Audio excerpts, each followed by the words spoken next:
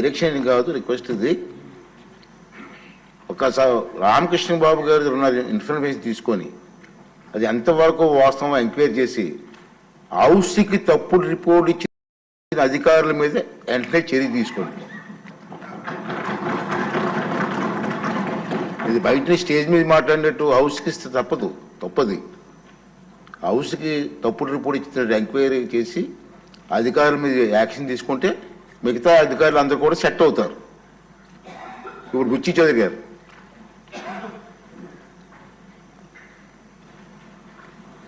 అధ్యక్ష, ఈ జగనన్న కాలనీ దగాలో తమరు కూడా బాధితులే. ఎందుకంటే మీరు వచ్చారు, రాజమహేంద్రం వచ్చినప్పుడు బూరుగుపూడి భూములు చూడటానికి వచ్చినప్పుడు మీ మీద కూడా కేసు పెట్టారు. బహుశా ఆ కేసు ఇంకా కంటిన్యూ అవుతుంది అనుకుంటున్నాం. మీ మీద ఒక దగాకోరు పథకం ఏం తెచ్చారు. కేంద్రం వేలాది ఇళ్లు శాంక్షన్ ఇస్తే రాష్ట్ర ప్రభుత్వం ₹1 కూడా వెచ్చించకుండా కేవలం భూముల సేకరణ పేరుతోటి వేల కోట్లు దోచేశారు. ఉదాహరణకి మా నియోజకవర్గానికి సంబంధించి రాజమహేంద్రవరం రూరల్ సిటీకి సంబంధించి 56,000 మంది లబ్ధిదారుల కోసం భూములు కొంటున్నామని కొన్నారు సార్.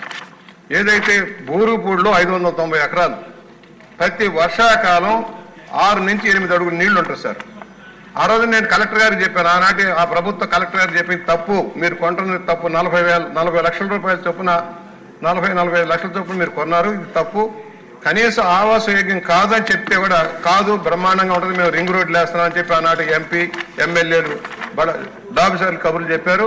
దానివల్ల ఏమైంది, ఒక ఎకరం కూడా పనికిరాలి. 590 ఎకరాల్లో ఒక ఇల్లు కూడా కట్టడానికి కానీ ఉపయోగలేదు. కానీ నాదకి తీసుకోవడానికి కూడా పనికిరాని పట్టాలు ఇచ్చారు సార్. ఆ పట్టాలేంటి, జగన్మోహన్ రెడ్డి గారు సుందర ముఖార విందం కనపడేలాగా బొమ్మల. వీడి ఆస్తి ఏమైనా తెచ్చిపెట్టాడా, ఈ తాతగారి ముళ్ళు ఏమైనా పెట్టాడా? ప్రభుత్వం మీద ఏముండాలి? ముద్ర, రాజముద్ర. మీ వెనకమాల ఉంది రాజముద్ర. ఏ ప్రభుత్వ డాక్యుమెంట్ అయినా రాజముద్ర ఉండాలి. కానీ ఈయన బొమ్మ ఏంటి, పట్టాల నాలుగు తీసుకోవడానికి పనిరావు. ఇవాళ అలాగే వెలుగుబందులో ఒక 300 ఎకరాలు కొన్నారు అధ్యక్ష. వెలుగుబందులో సగం ప్రాంతం ముంపులో ఉంది. అలాగే కానవరంలో 200 ఆఖరిలో హడావిడిగా ఆనాటి కలెక్టర్ గారు 200 ఎకరాలు కొనిపించి పక్కన పెట్టారు.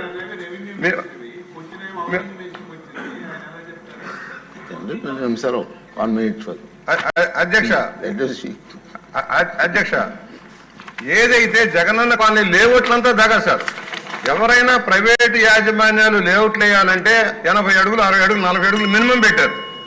ఇదే జగనన్న కాలనీ 20 అడుగులు.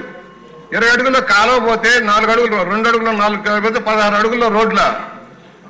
10,000 మంది ఉండే చోట 30 అడుగులు రోడ్లేండి సార్. అసలు సమగ్ర విచారణ జరగాల్సిన అవసరం ఉంది. ఇవాళ మేము అడుగుతూ ఉన్నాం, ఒక్కొక్కటి 32, 30, 40 కిలోమీటర్ల దూరంలో భూములు కొన్నారు సార్. ఇక్కడ లేబర్ పనిచేస్తున్న పేదవాడికి సెంటు భూమి పేరుతో ఇచ్చేసి మా దగ్గర ఇచ్చిన దాంట్లో 2,500 ఇళ్లు కట్టారు సార్. మొత్తం మీద 56,000 ఇళ్ళకి ఇస్తానని చెప్తే 2,000 ఇళ్ళు కూడా పూర్తి కాల. అది గవర్నమెంట్ ఆఫ్ ఇండియా ఇచ్చే డబ్బు 1,50,000 మాత్రమే ఇచ్చి 35,000 అప్పు తెచ్చుకోమన్నారు. రాష్ట్ర ప్రభుత్వం రూపాయి ఇవ్వలే. ఆ విధంగా ప్రజలు దగాపడ్డారు. ఇది బ్రహ్మాండమైన స్కీమ్ నల్లా నీరు గార్చి జగనన్న కాలనీ బొమ్మలు పెట్టి గేట్లు అమర్చుకున్నారే కానీ సరైన ఏర్పాటు చేయలేదు. మా ఒక్క నియోజకవర్గంలోనే 110 కోట్లు దోచేశారు సార్. ఎకరానికి 10 లక్షల రూపాయలు చొప్పున ఆనాటి రెవెన్యూ కలెక్టర్ల దగ్గర నుంచి ఎంపీ ఎమ్మెల్యేలు అంతా వాటా వేసి పంచుకొని ముఖ్యమంత్రి తాడేపల్లి ప్యాలెస్ కూడా కప్పం కట్టి దోపిడీ చేశారు. ఇది సమగ్ర విచారణ జరగాలి. రాష్ట్ర వ్యాప్తంగా జగనన్న కాలనీలో జరిగిన దగా మీద వేల కోట్ల రూపాయల దోపిడీ మీద సమగ్ర విచారణ జరగాలని తమ ద్వారా నేను కోరుతా ఉన్నాను. పల్లా శ్రీనివాసరావు గారు. ధన్యవాదాలు అధ్యక్ష. అధ్యక్ష, ఈ జగనన్న కాలనీస్ ఏవైతే ఉన్నాయో ముఖ్యంగా అర్బన్ ఏరియాస్ సంబంధించి నేను మాట్లాడదలుచుకున్నాను అధ్యక్ష. ఈ అర్బన్ ఏరియా నుంచి సుమారు 35 కిలోమీటర్లు 40 కిలోమీటర్లు దూరంగా ఇస్తే దేనికోసం అనేది అర్థం కానటువంటి పరిస్థితి ఉంది అధ్యక్ష. జనరల్గా అర్బన్ ఏరియాస్లో ఉన్నానికి G+3 టిడ్కో హౌస్కి మనం కట్టాం. ఆ ప్రాజెక్ట్ అంతా కూడా నిర్వీర్యం చేసి 35 కిలోమీటర్ల దూరంలో ఈ ప్లాట్లు వాళ్ళకి ఇవ్వడం జరిగింది అధ్యక్ష. అయితే అక్కడ ఏమవుతుందంటే అది వాళ్ళ నివాసానికి కాకుండా ఏదో సేల్ చేసుకోవడానికి అనే విధంగా ఇది ఉంది అధ్యక్ష. ఇది దానికి ఎవరైతే అక్కడికి వెళ్ళట్లేదో, ఎవరికైతే అక్కడ మనం మళ్ళీ రీఎంక్వైరీ చేయాల్సిన అవసరం ఉన్నదనేది నా ఉద్దేశం అధ్యక్ష. అలాగే మా గాజువాక ప్రాంతంలో రాజీవ్ గృహకల్ప అని చెప్పేసి గతంలో నిర్మాణం చేసాం అధ్యక్ష. సుమారు 3,500 ఇళ్ళు.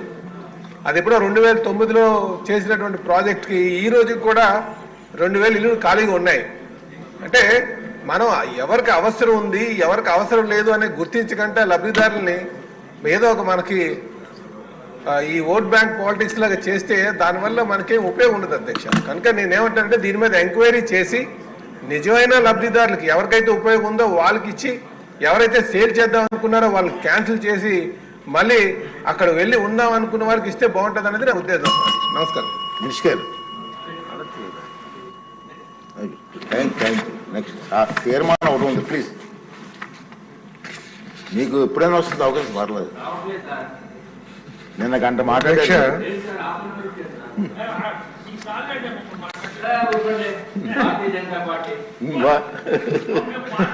అధ్యక్ష, గౌరవ సభ్యులు చెప్పినవన్నీ కూడా వాస్తవాలు అధ్యక్ష. కొన్ని సమస్యలు అన్నమాట వాస్తవమే. దీంట్లో నేను ఇందాక ఏదైతే ఫిగర్స్ చెప్పాను అధ్యక్ష,